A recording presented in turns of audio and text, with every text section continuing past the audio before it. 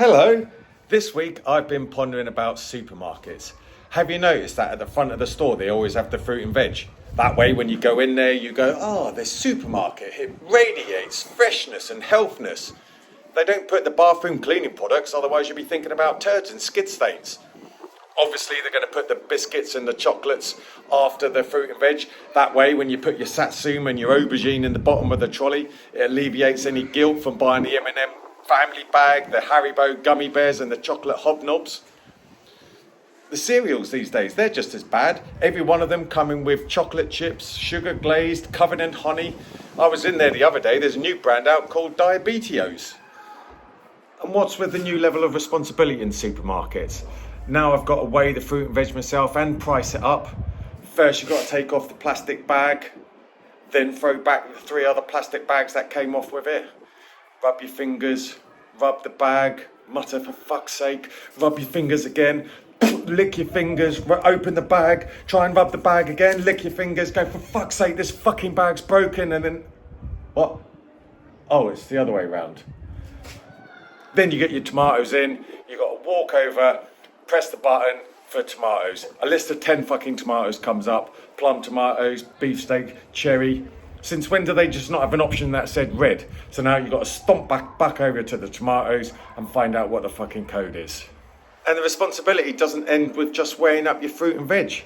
Half the supermarkets now have self-checkout. So now you've got to scan the code yourself, bag it, pay for it, print off your own receipt. Since when did I become a part-time shop assistant? What next? Oh, bottle of wine, sir. While you're at it, a few crates have just arrived at the back. Do you mind unloading them? And whip off your socks while you're there so you can stomp on those barrel of grapes before sowing some seeds, and not in a fun way. Still, it does save the embarrassment of having to put certain items on the little conveyor belt for the cashier to scrutinise. They don't say anything, but they might as well have it tattooed on their forehead. Bread, crisps, donuts and a six-pack. Live alone, do we, sir? Oh, someone's desperate for a shit as you put your double-ply toilet paper on the belt. Well, yes, actually I do need a shit, because yesterday my diet was also bread, crisps and donuts. 12-pack of condoms?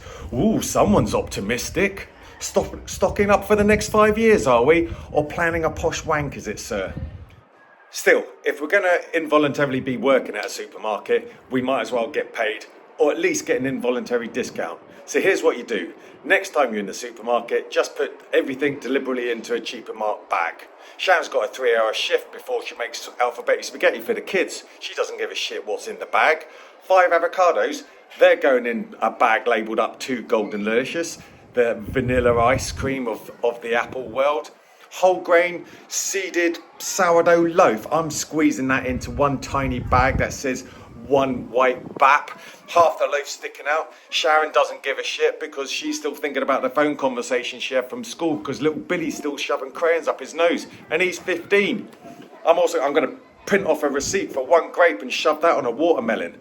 And if the manager comes along and points out your mistake, just say, oh, I'm sorry for not doing my job properly. I must have missed the training course. You know, with me being the customer and not fucking working here. Anyway, until next time, keep pondering on.